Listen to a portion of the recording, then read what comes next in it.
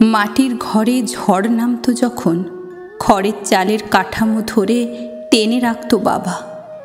ফুটোর নিচে ঘটি বাটি বসিয়ে দিত মা বৃষ্টি ধরবে বলে। এক খাতায় ছবি আর আমার বোন জড়াজড়ি করে শুয়ে থাকত। ছোট জানলার পাশে বসে আমি হাত বাড়িয়ে দিতাম কান্নায়। মা বলতো, এমন ঘরে বিয়ে দেব তোদের, পাকা বাড়ি, পাকা ছাদ, ঝড় এলে বৃষ্টি এলে ভয় পাবি না।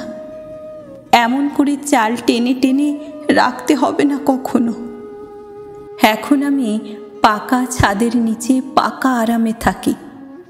বৃষ্টি এলেই বন্ধ করে দিই জানলা দরজা, ভয়। বারান্দার কাঁচের এপার দিয়ে দেখি বৃষ্টির নাচানাচি, মাটি ভেজার গন্ধ।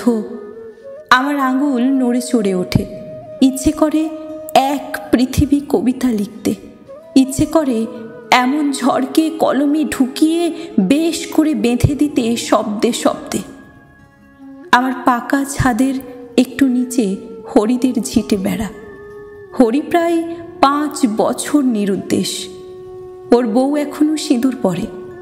বাতাসে কথা ভাসে, রাজনীতি করতে গিয়ে মরে গেছে। ও বউ সব জানে, ওই মাছ মাংস খাওয়ার জন্য এসব নাটক। সব মাটি ভিজে যায়। আমড়া গাছটা ভেঙে উল্টে পড়ে আছে আমার ঘরের সামনে। ভিজে চুপসানো পাখিটা ডিম খুঁজে খুঁজে চলেছে ভাঙা বাসা থেকে। ভাবছি যখন ওদেরও রাখবো আমার কবিতায়, ঠিক তখন হরির বউ ভিজতে ভিজতে এসে আমার বারান্দার কাঁচের ওপারে দাঁড়ায়। বৃষ্টি ওর চুল, কপাল, চোখ ভিজিয়ে গড়িয়ে পড়ছে বুকে। দিদি, চালটা উড়ে গেছে আমাদের, বাচ্চাগুলো খুব কাঁদছে, তোমার পাকা ঘরে রাখবে একটু ওদের? চোখে চোখ রেখে বলল হরির বউ।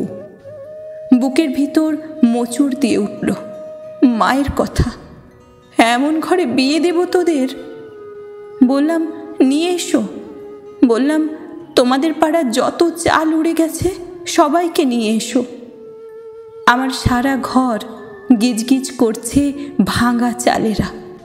আমি এক কোণে বসে তৃপ্ত খুশিতে ওদের লিখছি খসখস খসখস।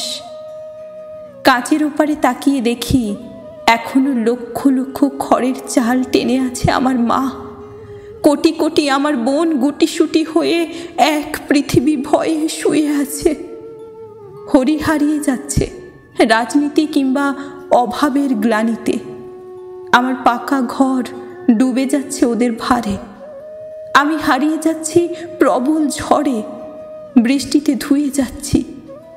কাঁচের ওপারে প্রবল স্রোতের মতো আছাড় খেয়ে আমি ডুবে যাচ্ছি বিরাট এক অতৃপ্ত ঝড়ের সমুদ্রে। ডুবে যাওয়ার আগের মুহূর্তে দেখি অনেক উঁচুর আকাশে ভাসছে হরি। হরির চোখে লেগে আছে আনন্দ। ও আমায় বলছে, কবি, তোমার এমন মন দিয়ে তুমি পাকা পৃথিবী বানাতে পারবে একদিন, দেখো ঠিক পারবে।